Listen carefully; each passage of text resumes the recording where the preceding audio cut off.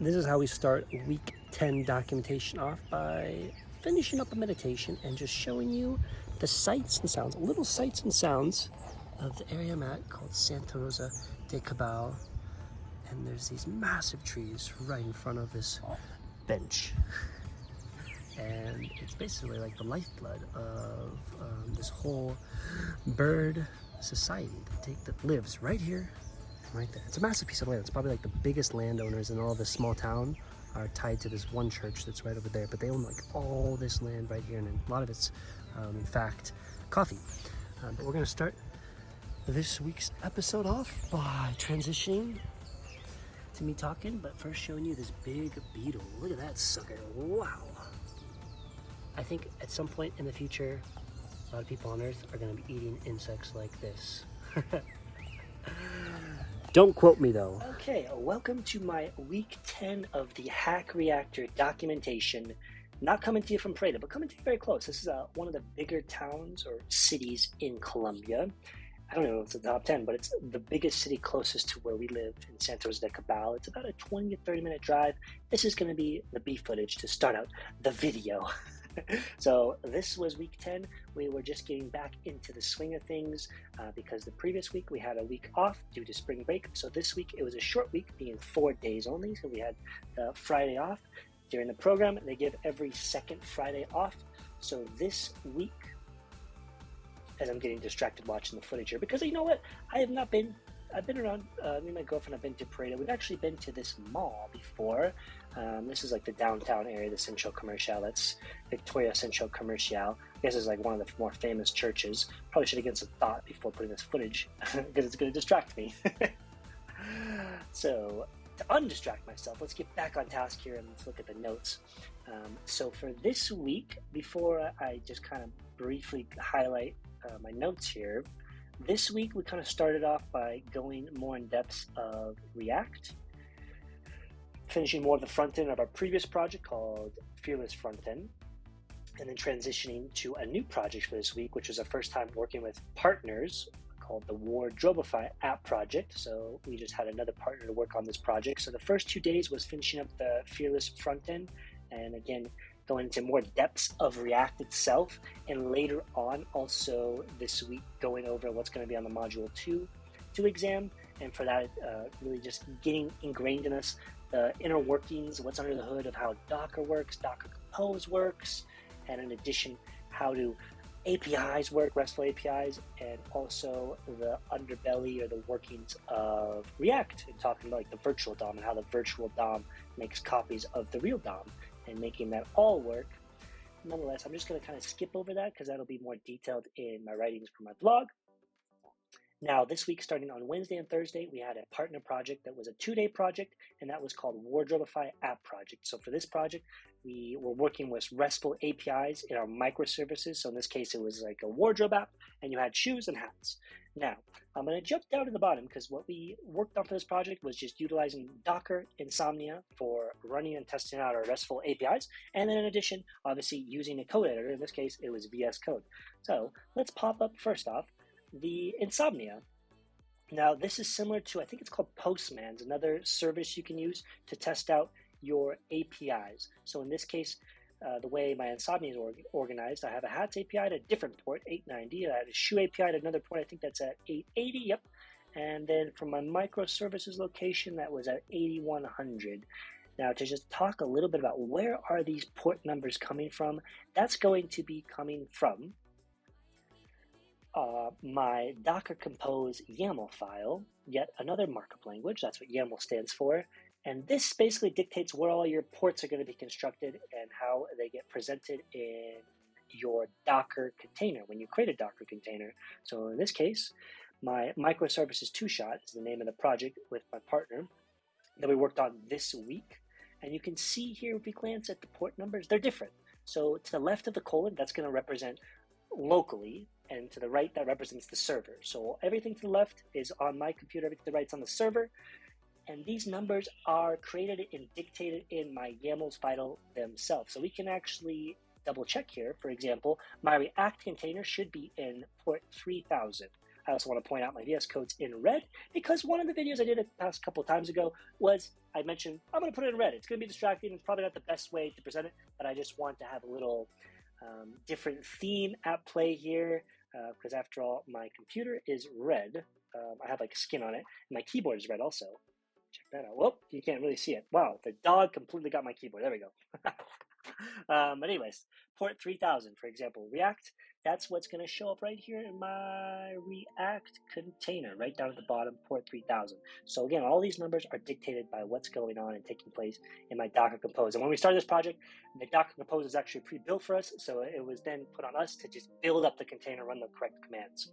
So let's get back to my notes here at hand to just go a little more about what this project was and what it helped us work on and learn about when working with my partner this week. So we also had to integrate the microservices, the shoes, the hats, and the pre-existing database was on the wardrobe API that was provided to us for this project. We then worked on a little bit more so. This project was more back-end focused, but there is a front-end component, and that's utilizing the React framework. Then this was the first time with a partner project we had to create, in this case, both my partner and myself decided to create separate branches and then a main branch and then work with the proper Git commands in order to instill that we're working on this project together and following, I guess, good protocol, good working process. So in this case, these were like the sequences of commands that both my partner and I have to run in order to make sure that we're Git committing in the correct order and then we're not going to have, and we're preventing merge conflict. So that's where you have for you, like start on your working branch. In this case, she built a shoes branch, I built a hats branch, and that way we can work on those branches separately. We can make mistakes on those branches, but we still have the main branch that's the working code. But in this case, we didn't get the code or our final project, or when the due date came, we didn't get all of it to work. So we still had some issues that we need to work out. But nonetheless, it was a great learning experience. And I really enjoyed the work process, working with another individual, doing it all remote, and just getting a better understanding of the whole Git process. So like I was saying, we worked with Docker, Insomnia, VSCode. I didn't mention this in my notes, but one thing that both my partner and myself both noticed that we didn't really know about before is, let me just close all these so we can dissect this a little bit better. So for instance, in our microservices, which is our hats and our shoes for this project, if I just pull up one of the microservice hats and we go down to, there's this file called poll. I was not aware of this up until this week. For some reason, it just, I guess, went over completely in my head and I didn't really know too much about it. We have this file called poller.py, and what this file is really meant for, that I've grasped the concept of up until this point, is this allows our microservices to talk to our wardrobe API. This is like the API. It's housing all of our data up until this point. So this file is very important to create properly. Now, most of this code was actually pre-generated for us, except what we had to do was create the get, our VO, our value object. In this case, was location for if you're working with hats. And then if you're working with shoes, you would do bins. But for this, we had to make sure that we are requesting the correct API that was given to us, and that was like API 8000, locations wardrobe, and that was very pivotal if you want to connect that with the database. So with that said, I'm not to go any more detail, but that was nonetheless a very great learning experience this week for just working in partnership, getting the Git workflow down, and then also just getting a deeper appreciation, understanding of the whole back-end process that's going to set us up good for this week, because we have the same partner for this week for when we start what's called Project Beta, and that's a more in-depth project for the back-end build-out, and then also moving on to the front-end build-out utilizing React. Now, I know that project is actually going to be starting tomorrow for us, and today's Sunday as I'm filming this. It starts tomorrow on week 11, where we are then given the details and the rules for this project, and it'll be a 5-day project because it starts on Monday, and it is due on Friday, and that's with my same partner, so I'm looking forward to that because I like working with my partner. We have a good working flow, and then also tomorrow marks the practice test for tomorrow, because practice test is on Monday, and then the following, probably Monday, is Module 2 exam, going in depths of architecture for modeling or creating software, Docker, React, things like that for Module 2. And I have to say, I'm really enjoying Module 2 because it's, in my case, the way I prepped for the program and just everything I've studied up until this point, less has been studied on Module 2 topics in depth than what Module 1 is for me. So I'm finding a lot of value in gaining of wisdom and perspective and everything you can do when it comes to just a total build-out development. And I also want to now pivot to, as I continue to learn things in the industry and just in tech, things I come across, and a lot of stuff I come across right now is AI related. So for instance, I think I came across this because I was doing research for like companies I'm interested in, or just lay of the land when it comes to all things tech or software. So I came across like this Forbes article of like the top 50 AI companies that were represented by Forbes. And I know this is top 50. I think they talked about like how there was like 800 plus applications. I do want to highlight the amount of funding that's taking place right now in the AI collectively for the 2023 list. Look at this. Received a collective $27.2 billion in funding.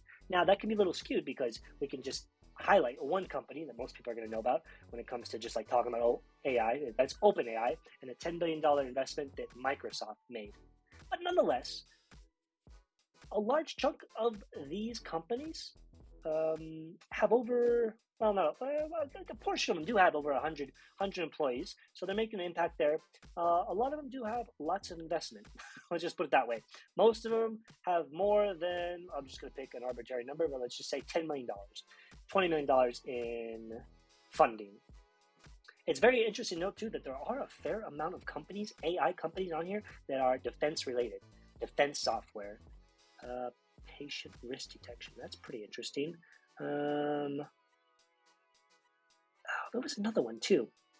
And I also want to highlight, I don't know if this is the case, I haven't done like enough research, but for the most part, this list, I think Forbes did make a notion or a mention in this article that they opened up this this submission to international, like it's beyond North American companies in the global list. But as I scanned through this, most of it is all United States based. I think I saw one right here, Canada, but for the most part in Israel. Okay, Canada, Israel, one representation for both countries. And then also one representation here in the United Kingdom. Japan is another one. But for the most part, what is that? Okay, Israel again and Canada again. So you have like 2 for Canada, 2 for Israel, 1 for Japan. The rest is the United States. Wow, well, that just tells you right there the state of AI is being led by the US. Now, I don't know. I mean, Forbes is a US company, publication. I'm sure there's a lot being done in like China and other parts of the world. So, but I mean, numbers don't lie. So a lot of the money is being based in the US if you want to get a good landscape. Now, I do want to highlight one company that really standed out to me, and that was the Synthesia. Highly recommend checking it out. I want to do a little more. Check it out. Also, Runway, very cool company. I guess I have them up here. I was not planning on doing this in the screencast, but we're going to show it anyways. So for Runway, for example, really cool features. They're using AI to help with, I'm going to mix them up here. Let's have a look.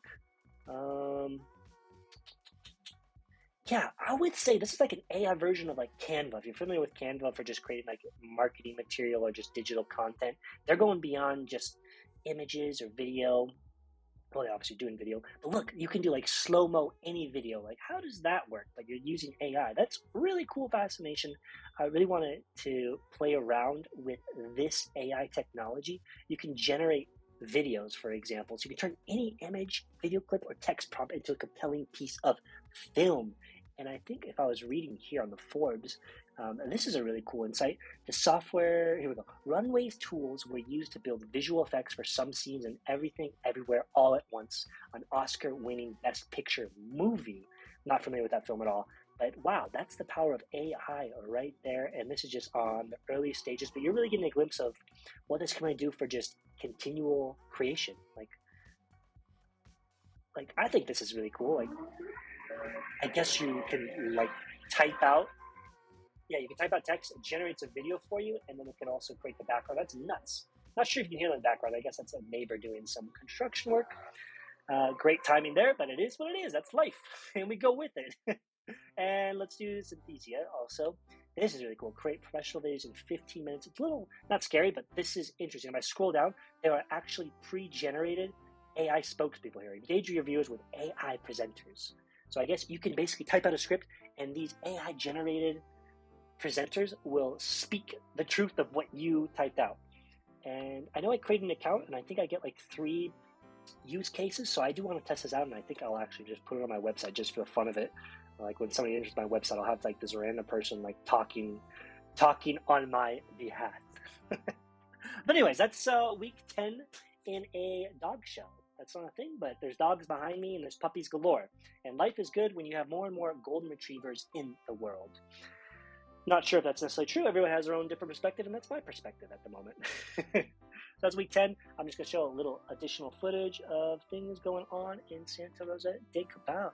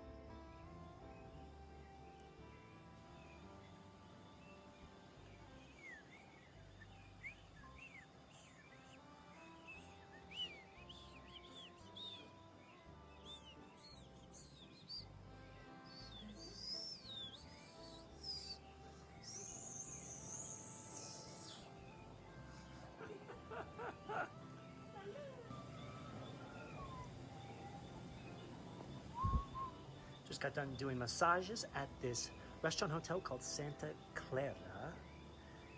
And we're just doing the turco part of the steam. And then we're gonna do a jacuzzi with Tino. Let's check out the princess. Hola, princesa. It's very steamy. Amor, where are we coming from right now? Where are we at right now? Santa Clara, Hotel Santa Clara en Santa Rosa de Cabal, en un spa, en el jacuzzi, después de un masaje. Over there. Con amores.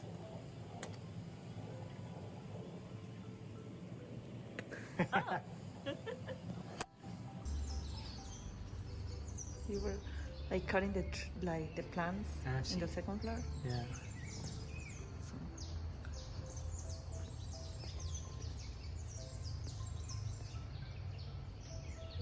Dígame. Sí.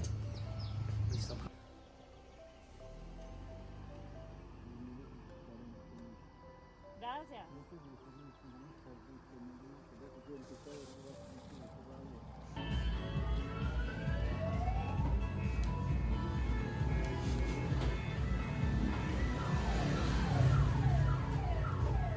Nice. Just got your mouth. As always, thank you so much for watching. Appreciate your time and effort and energy. Keep on coding strong, practicing good habits, and just knowing that what you're seeing now is not eternal and it's always changing, that being technology. But what doesn't change is one's own perspective, mental health, good practices of habits. Keep that in check. That's always a good foundation.